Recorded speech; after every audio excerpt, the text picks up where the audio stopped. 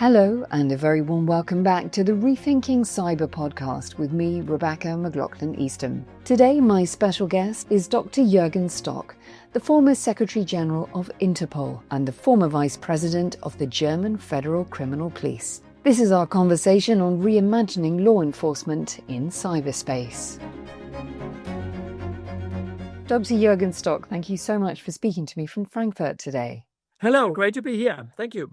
Let me start by asking you, how is cross-border law enforcement evolving in response to the growing scale and complexity of cybercrime today? Yeah, this is an excellent key question. We know and we can see it on a daily basis that criminals are already using, for instance, artificial intelligence to conduct their attacks increasingly. And on the other hand, we see law enforcement, let's say, running after this development. I well remember from my 10 years in Interpol that have been doing a lot to support member countries in catching up. Because, as we all know, technology is advancing fast. New innovation cycles are shorter and shorter.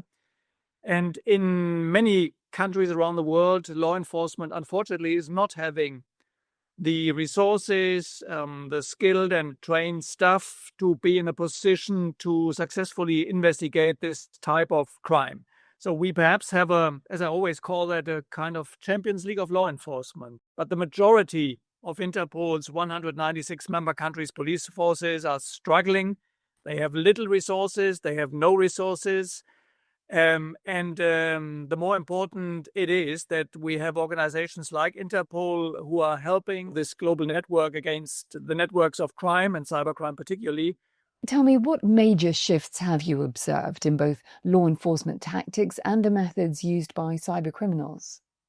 First of all, perhaps it's the big data challenge for law enforcement. Law enforcement is in possession of huge amounts of data, which can only be analyzed and being used by law enforcement if police organizations itself, but the same applies to the judiciary, have the technology available, for instance, analytical software to do the necessary analysis. The second problem, let's say, is that investigations against cyber criminal groups are, let's say, by nature international. So threats are coming from beyond the own jurisdictions. Criminals are beyond the own jurisdictions and assets of criminal activity. They are easily crossing borders. They are easily hiding their activities. And of course, they are using tools and services available in the so-called underground economy. So cybercrime as a service means you no longer need to be an expert yourself if you want to conduct a criminal attack against a critical infrastructure. How can insights from criminology help us to better understand and anticipate emerging forms of cybercrime, Dr. Jürgen?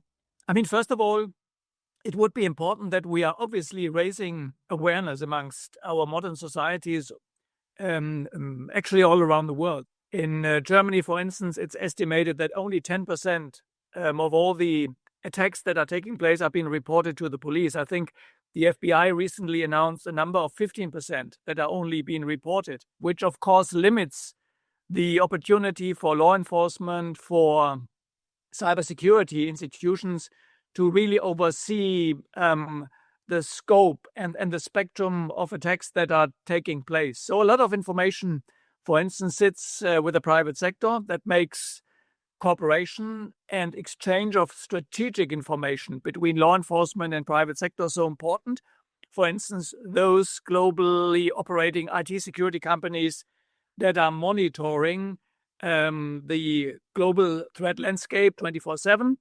And on the other hand, I think we have to do more indeed to conduct research, so to better understand the current threat, but also what we have to expect in the next, let's say, 3 to 5 years by providing more resources to research institutions, university, cybersecurity institutions that help us understanding the threat sufficiently.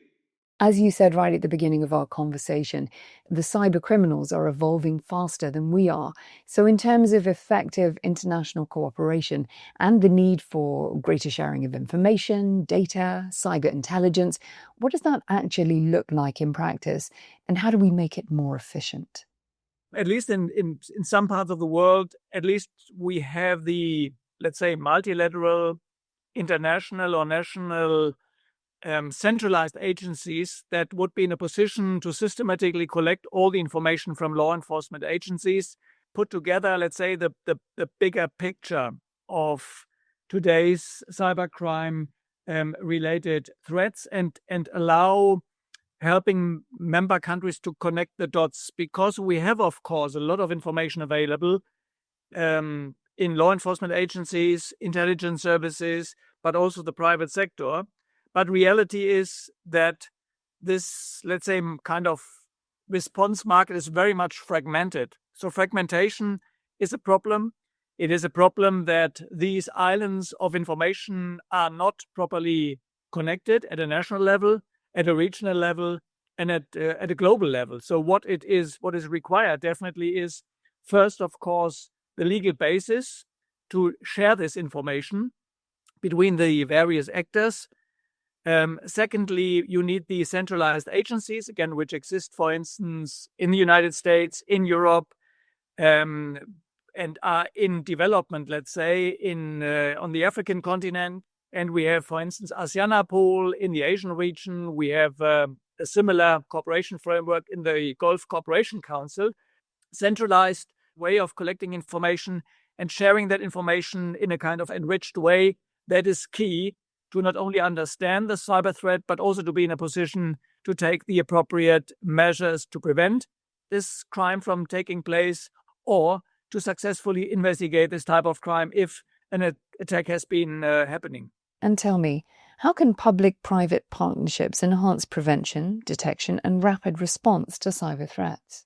Let's say those attacks that today appear, let's say, in Asia will be tomorrow in Europe and in the Americas and Africa, and vice versa.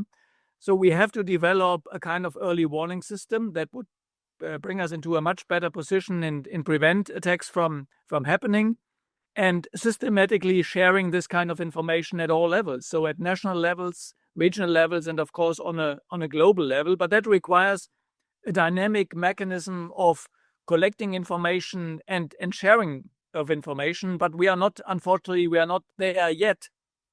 It would require, again, a higher level of awareness, that we all understand that the threat is a very imminent one. And of course, it would also require the legal basis to exist to allow for this kind of active information exchange. All these are areas that need to be improved. So, for instance, the current new Cybercrime Convention that is about to be endorsed by the UN member countries, again, is a very helpful tool in getting this work done, in connecting all these players that are required to work together, because again, it is a global threat, and of course, this global threat of cybercrime requires a global answer. So let's say the three keywords here all start with a C. It's about communication, it is about collaboration, and it is about coordination of the activities that are needed. And of course, what we all currently see is that artificial intelligence, perhaps or most likely, will be the next game changer, already used by criminals, and again, bringing cybercrime, let's say, to the next level, and on the other hand, a threat for our hyper-connected societies. As you've outlined, we need a global response, and we're not there yet, not least because of the lack of cyber threat awareness, but also consistent and unified policy. We also need more PPPs. What is your forecast on when we might actually get there and see some progress, see the dialogue switch? And how can public-private partnerships enhance prevention, detection, and rapid response? Of course, we have to understand time is our enemy. Another example is now quantum computing that is maybe becoming reality in the next, some experts are saying 3 years, 5 years, 7 years. But the recommendation here is already to be already prepared on against a kind of store now and decrypt later threat. Artificial intelligence, quantum computing, all these are technological developments that are going on quite fast. Nobody is waiting for law enforcement, for politicians to regulate that. And that indicates the dynamic and indicates what the global community, of course, would have to do to be properly protected against these types of threats. So I'm really concerned about the next couple of years regarding cybersecurity, because on the other hand, we see that digitalization is continuing, of course, with many positive effects for our societies, no doubt about that. But on the other hand, unprecedented opportunities for criminals to attack our systems from anywhere in the world. And I very much hope that the principle of security by design regarding software, regarding hardware, is not falling behind on the other hand, in light of the competition that exists on a global scale about who is first on the market with new products. Lastly, Dr. Jürgen, what skills, tools and global initiatives are really needed to prepare law enforcement for the future of cyberspace? It is, of course, training to make sure that investigators in police organizations, in the intelligence services have the necessary skills to conduct successful operations in cyberspace. It is providing legal basis to conduct these investigations successfully. And at the end of the day, again, it comes to international cooperation. No country, no law enforcement agency, even not a group of police agencies can fight these global threats in isolation. It requires international cooperation, transcontinental cooperation between law enforcement agencies. The more law enforcement agencies are cooperating, the better it is to fight successfully against criminals. And again, this is why Interpol, as an organization that connects 196 member countries' police services, is more important than ever. But again, it also requires trust amongst those who should work together. We all, whether we are private citizens or we are working in a company, we are running a company or a critical infrastructure, we all have to contribute to cybersecurity. And that is the perfect note for us to leave our conversation. But Dr. Jürgen Stark, thank you so much for speaking to me today. It was my pleasure. Thank you very much for having me.